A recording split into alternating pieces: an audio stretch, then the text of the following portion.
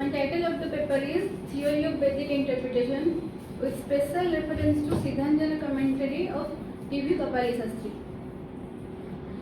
The subject of Vedic interpretation is highly technical, requiring a specialized knowledge of not only the language of Vedas but also of the vast Vedic and post-Vedic literature together with a thorough grounding in the grammatical, religious, cultural, philosophical, philological, lexicographical, mythological and historical studies connected with them.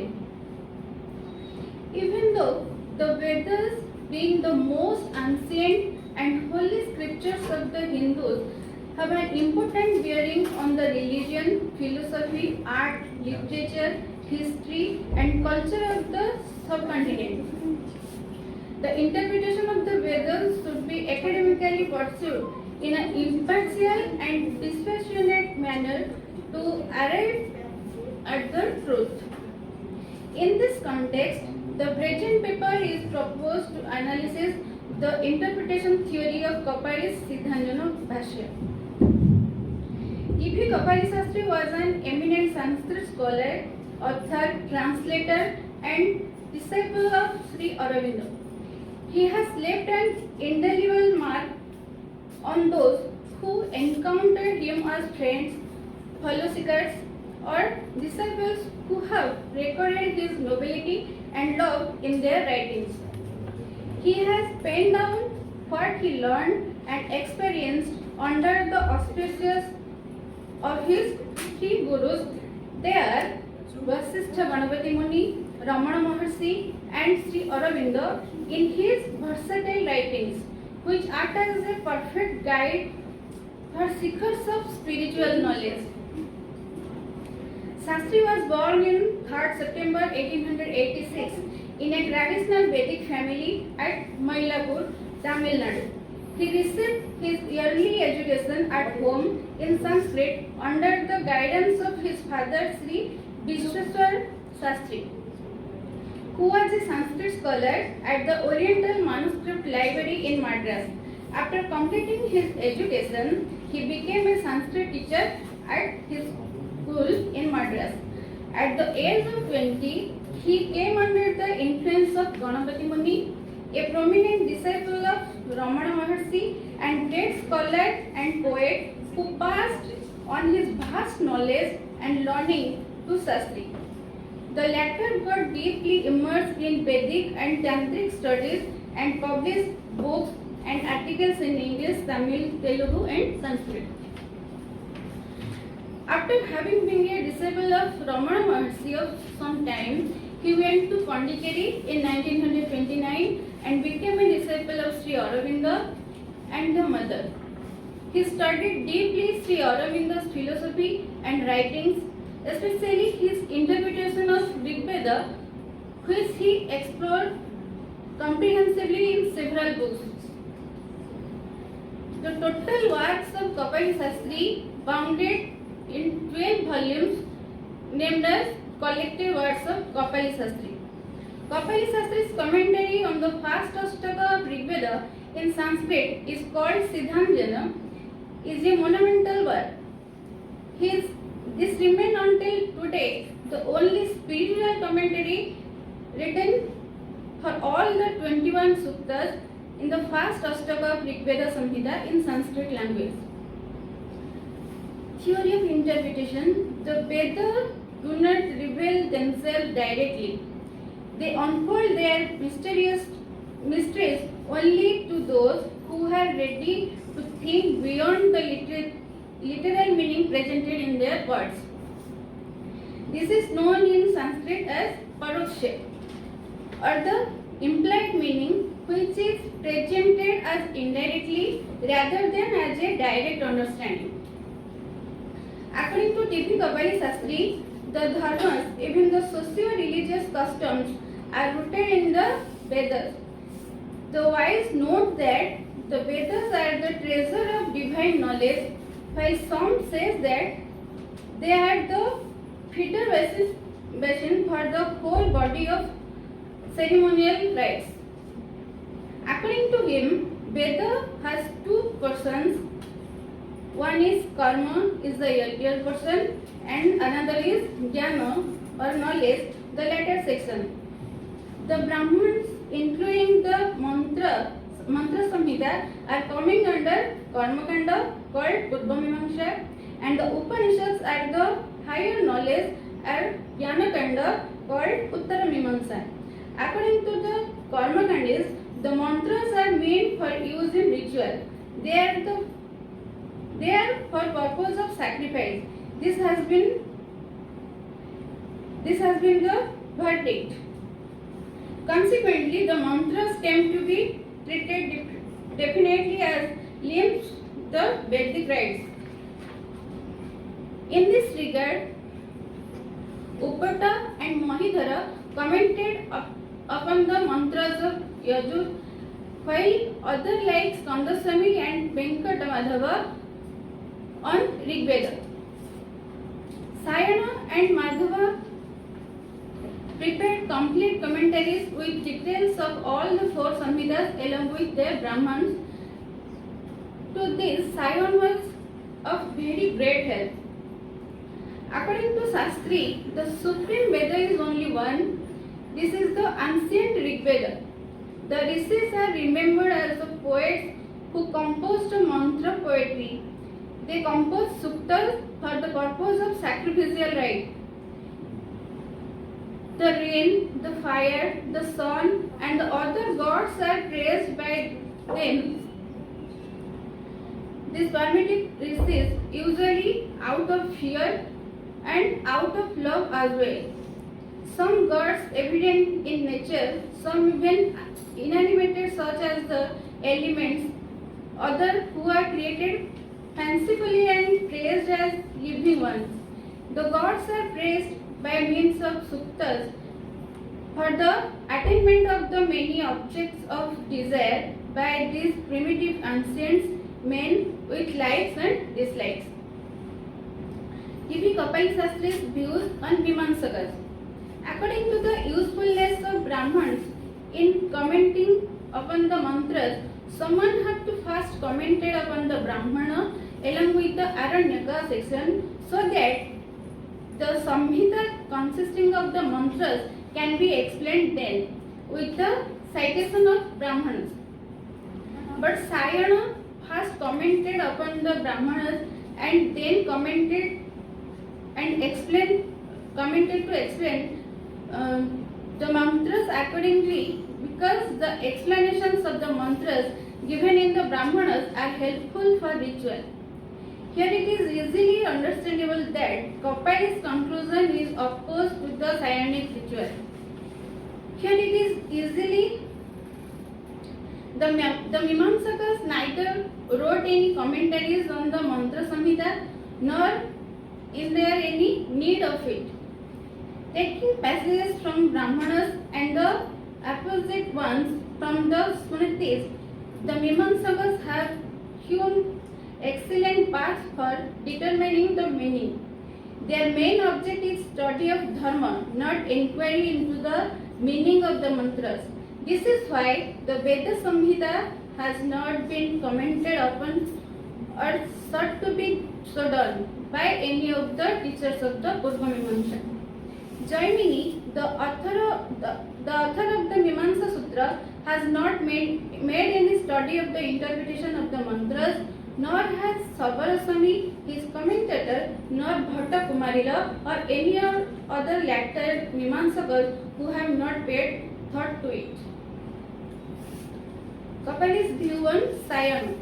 There is no doubt that the ritualistic tradition was there current for a long time before Sayana.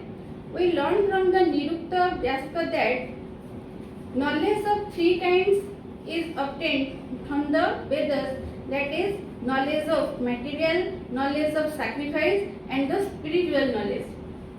Vyaska holds the point that the meaning of the mantras is not only ritualistic alone. Niruktaka's observation that the secret of mantras or that of the deities does not reveal itself to one who is devoid of spiritual austerity. acceptance of such statement is not necessary for the ritualistic commentary. Thus, Sayanos Vedabhasya explains the ancient tradition that the Veda is the treasure containing the secrets of the gods and spiritual truths. Sayan Bhasya itself gave rise to the new tradition that all the rites concern the sacrifice and ritual, and this has resulted in the universal belief that all the rites are meant for ritual action. Though the ritualistic theory regarding the mantras arose from the Brahmanas, ancient scholars were well aware that there had been for a long time the spiritual and mystic interpretation of the mantras. But Sayana justified the ritualistic purpose of the Vedas by laying out his commentary with gigantic clever on all the four Samhitas of the Vedas along with their Brahmanas and Aranyakas. No wonder, hence his commentary on the four Vedas has a compelling influence over the entire world of scholars. According to the view of Kapali, for the students of the Veda, Sayana is not merely very useful but indispensable. Many are the invaluable topics dealt with in the course of his commentary on the mantras of the Samhitas along with their Padapatha from ancient texts of authority, various traditional accounts, lexicons, meaning of the words and mantras, meter, grammar, accent and etymological derivation of the words of the mantras. For the Bhasya of Sayana, our entire Vedic literature would have been an impenetrable mass of darkness, and even the scrutiny of the inner meaning of the Vedas hardly possible. Theory of T.B. Kapali Shastri's interpretation. To state the opinion, Kapali says that the subject of our inquiry is Rig Veda. The mantras have a secret meaning, and that is the inner and supreme meaning of the Vedic hymns and Vedic sacrifice. The meaning given by Sayana is accepted by Kapali as the exoteric sense, but how long his interpretation is acceptable is discussed here. According to Kapali, the meaning of mantra is spiritual and gross. By explaining the twofold meaning of mantras, he states that the inner meaning of the mantras is hidden within the outer sense, stands as its clock. The edge of the spheres of the mantras is far interior to that of the Brahmanas along with the Aranyakas. The Rigveda is a treasury that contains secrets of this knowledge of mystic knowledge. The mantra is an uncommon means for the seer of the mantra and for others to attain the purpose of life. Among the twofold meaning, the inner meaning, which is the psychological or spiritual, is in reality the true meaning. This secret was known to the rishis and to their disciples who were initiated by the great rishis and instructed in the inner sacrifice through disciplines of inner purification. The other meaning is gross and external, is for the sake of commandment, useful in ceremonial sacrifice performed at propitiate the gods. Thus, the word used in the mantras has a double meaning. This devices necessity for preserving the secret knowledge, etc. in the Veda from the unfit. The secret meaning was guarded under veil in order to save from the unripe, raw and common people's dangers of ignorance or misuse. Important elements of sacrifice. Kapali states that all that is external is symbolic of the internal. Therefore, the outer sacrifice also becomes the symbols of the inner sacrifice. The main features of the sacrifice are four: Yajamana, Ritika, Dravyatyaga, and Yajnaphala. The Yajamana is the individual living soul with personality engaged in the sacrifice. The Ritiks carry out the sacrificial functions in the right place at the right time and help the Yajamana throughout from the beginning to the end of the sacrifice.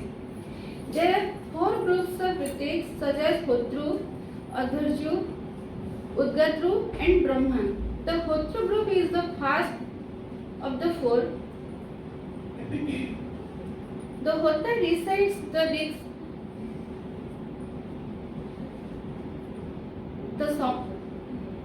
The summoning of the gods by means of the rites is accomplished by him. Hence, the Hota is the same as Ahvata. By uttering the rite which manifests the divine word, he brings to proximity the presence of the gods. The Yajnika speak of the three words earth, sky, and heaven as the supporters in front, and the Agni, Vayu, and Aditya as the Purohitas placed in front. According to the Aitareya Brahmana, he who knows the three Purohitas and three Purodhas, that Brahmana is the Purohita. The second is the Adharju taking his stand on the Yajurveda. He sees to the performance of the Yajna by means of the Yajus, leads to the other Ritiks in accordance with the manual of Yajna, and it is on him, the active and chief functionary, that the entire performance of the sacrifice rests. The third is Udgata, chants the Sama.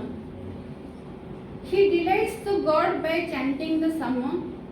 In the inner sense, he is the god Aditya who revibrates with his chant of music by the Udgata, pleasing to all the gods.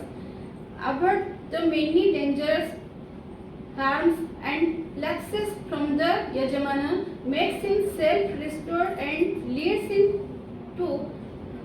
onto immorality, truth, or Anand. The last is Brahma. He is the witness of the entire sacrifice ceremony, gives his sanction for the commencement of the ritual, gives the word of assent Om at the appropriate moment and place, moves not from his seat, and always silently he guards the sacrifice to the very end of its ceremony. Then after Dravyatyaga, the substances of offering also are to be understood by symbolic in view of Kapali. The substances that are offered in the gods in the ritual, even things like ghee, belongs to Yajamana by symbolic.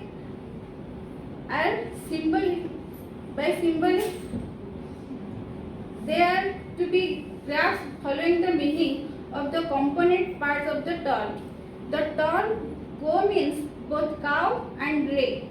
Hence, Gavya of the cow stands for the brilliant light indicating knowledge. The verb Juhati signifies both giving and eating. What is given by the Yajamana to the gods and eaten by Agni, the mouth of the gods, the firstborn, immortal among the mortals. That is Habi. The other substances offered to the gods are also outwardly symbolic to knowledge, action, happiness, and enjoyment along with their means acquired by the Yajamana. Then Yajnaphala. Similarly, fruits of the offering also are to be known in their symbolic sense. Cows and horses are constantly hymned as fruits of sacrifice. The cow symbolizes illumination in the form of light, and the horse, a designation of strength, symbolizes the capacity of power of active force. Significance of Kapali's interpretation. Each commentator tends to annotate with a specific vision. T.V. Kapali Shastri is not its exception. To explain the significance of his commentary, here I am giving an example of a mantra. Yadanga dasushettam agne bhadram karishyasi tabetat satyam angiraha. According to Sayana, this is the sense Agni gives wealth in the form of animals, progeny, and the like of the sacrifice who have given the oblation. That is the good expressed by the term Bhadra. What is the instrumental? With the instrumentation of the wealth, thus obtain the sacrifices again to Agni. That is why it is Agnis alone.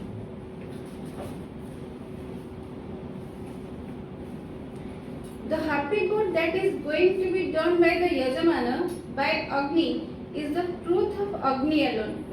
And what is that happy good? Which is said to be the truth of Agni only?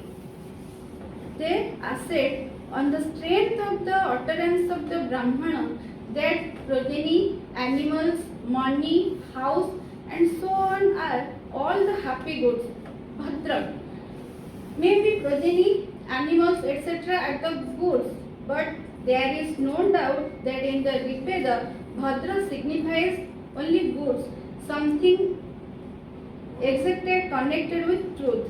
In case like Savitra God send far away all calamities, send us only what is good. Bhadram. The term Bhadra is used in contradiction to the evil that follows from evil dream. If the meaning is understood in the sense that the truth of Agni is verily the happy good that ends the misfortunes resulting from false knowledge, then the use of Satya as adjective of Agni in the past read and here in the present read, the statement that such a good in the truth of Agni only stand justified. Hence, it is not some common good that is intent. The truth which is the good that opposes the false consciousness in verily the principle of Agni, his nature. All over the Veda, the word Bhadra is used in the sense of opposing the misfortune born from evil and false knowledge. From the above discussion, it is notified that Kapali does not use any specific dictionary to do the meaning of words. Veda is the great dictionary for him. The meaning of the word Bhadra is Kalyanam, and there is no objection in accepting it as progeny, animals, etc. But this meaning is not accepted by the seer. This is clear from the study that the good that opposes the false consciousness and chanted in opposition of Niruti is Bhadra. Here the Bhadra is not the outer wealth of treasure, it is the wealth that is truth of mind. Here we can state that Kapali did not do any mistake to understand the mind of seers. A comparative study between Yaska and Kapali Shastri. For the commentators of Veda, Acharya Yaska is an ideal personality. There is no such commentator who does not take the help of Yaska's commentary. So, there must be a jigyansa that what is the difference between these two commentators.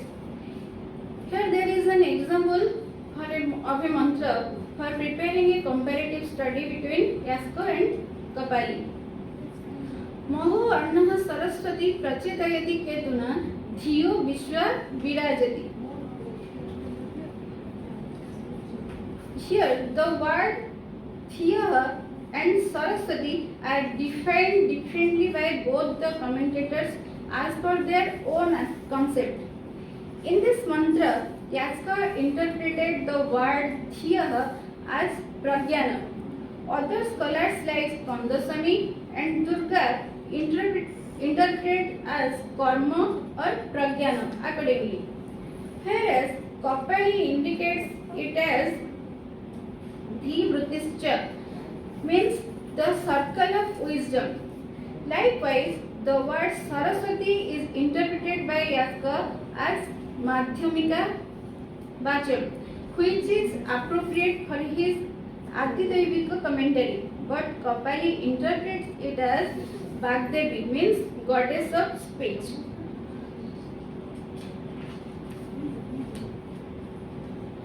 The famous commentary of Skandaswami is known as the first systematic commentary on Rig Veda. Also, Kapali referred his name during his introduction to Rig Veda. The paper has prepared a comparative study between Skandaswami and Kapali also with following mantra.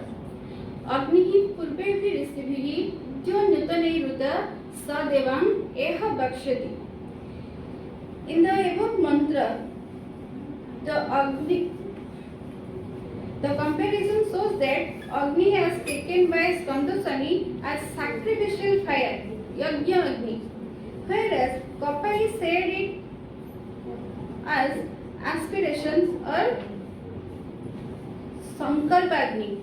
There is conceptual difference between the commentators, but both are agreed about the meaning of Purvevi and Nutanaihi, means the seers of the mantra and the contemporary seers of that time. It means they both are agreed that the Vedic hymns are developed in different time. Conclusion. The method of T.P. Kapali Shastri's interpretation is based on spiritual school. He was the disciple of Sri Aurobindo, who has interpreted the Vedas in a quite different manner. According to him, Veda is a sacred book of wisdom, the work of seers and sages who received in their illuminated mind rather than mentally constructed. He has classified the mantras according to Rishi-wise, and according to him, each sutta is contained a view of spiritual Vedic system of yoga. The above study clearly indicates that Kapali's interpretation varies in various Vedic words are possible only because of the double meaning of the words. Here we can see the Kapali's symbolic mysticism is truly applicable to the Vedic verses with stretch of imagination in interpretation answer to the need of mental and supramental realism. With this, I am concluding my speech.